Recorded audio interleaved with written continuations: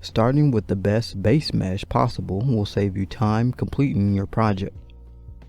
ZBrush has its standard set of primitives and a set of easily editable primitives. At the very top of the tool menu is the Ztools selection window. Here you can switch between current Ztool projects or a new Ztool primitive. Some of the primitives feature easy to edit options to quickly customize your base mesh. The Sweep Profile 3D is an ornament shaped primitive. Expand the Initialize tab in your tool menu and click the S profile curve to edit. Manipulate the shape by repositioning points. Click on the open area to add additional points. Drag points off the graph and back to switch the curve transition between round or pointed. Create an open base shape by pulling out the top and bottom points. Edit Terrain 3D's curve graphs to create a custom single-sided base mesh. Switch alignment of your points with these buttons here. Create a custom spring with Helix 3D. Focus mostly on the radius curve to define its shape. Z offset will add tension to one end. Press the reset button here to clear your graph. Now let's edit the thickness curve here. Last but not least, use the coverage slider to control the amount of loops. Add more geometry for smoother results with these sliders here. When you're done editing your base mesh and want to sculpt it, press the Make Polymesh 3D button here in the Ztools tab. Subdivide and begin sculpting. If you want to add this to another currently loaded Ztools project, press the Ztools selection window and select the Ztools project you want. Next, click the Append button to select the base mesh to add as a subtool. Create custom base meshes with ZSpheres. With the ZSphere selected, press the A key to see the geometry this sphere represents. Press the A key again to return to ZSphere mode. By default, you start in draw mode. This allows you to create new spheres by clicking and dragging on existing spheres. Switch to move mode to move spheres and links around.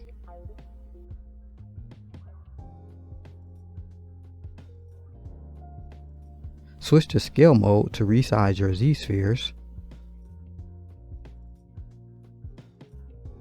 And rotate mode to rotate at joints. Press A to view your progress.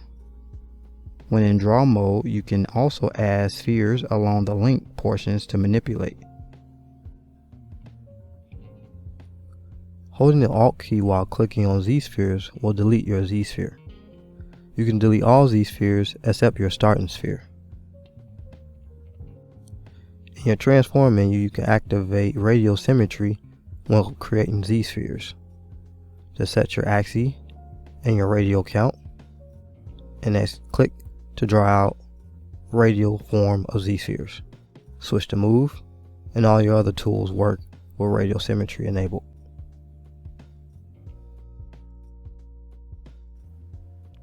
Start things off here. We're going to create a chameleon lizard using ZSpheres here. Just draw out my first sphere in the front and one in the back. I'll be using the hotkeys to switch between the transforms I have on screen. Q for move, Q to draw, W to move, E to scale, and R to rotate.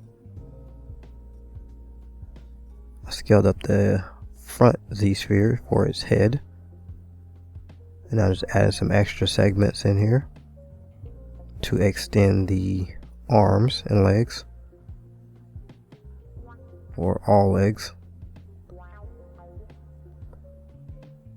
and another set to extend from the elbows or and or knees. Okay. Some shoulders, I will call it, and hip bones, joints.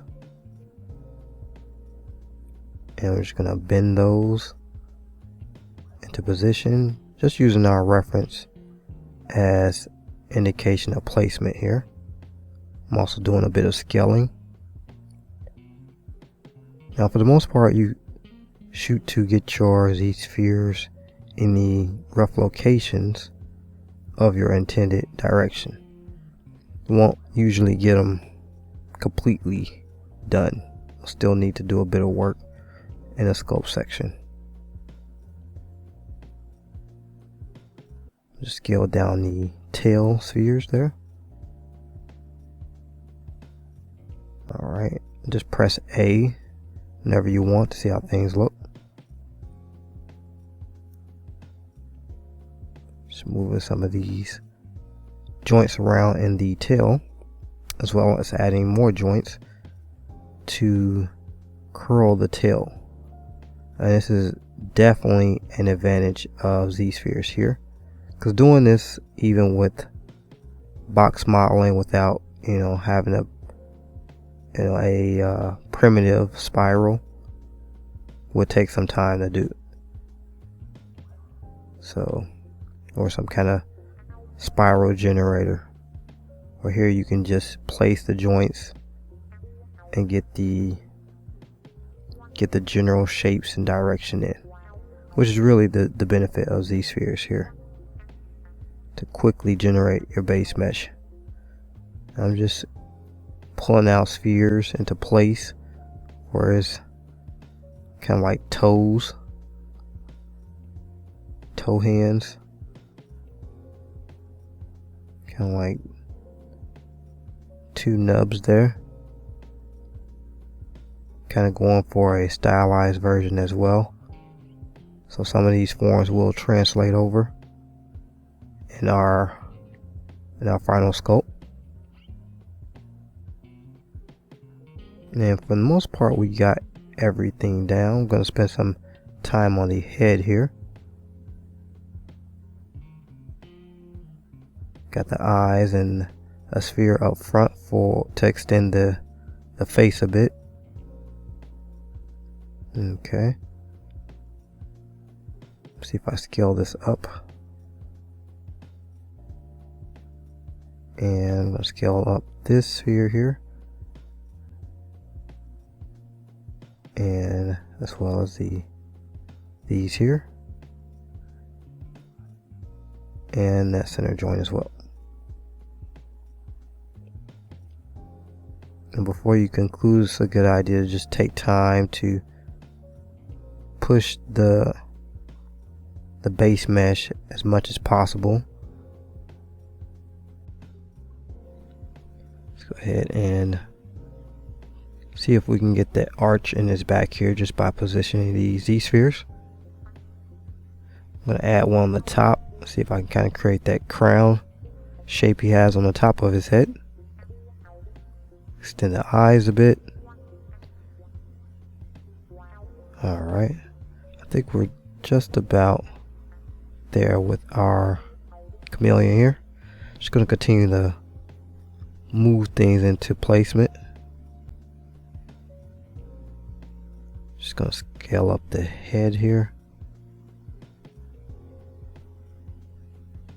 And just reposition things, just tweaks. Just trying to get things a bit more finalized for the base mesh. Scaling down spheres. And just continue to nudge and press A to see how things are looking. Okay. And A to return back. Now down to his tail. Note that you can click on the joints as well as the segments in between to manipulate your ZSphere chains.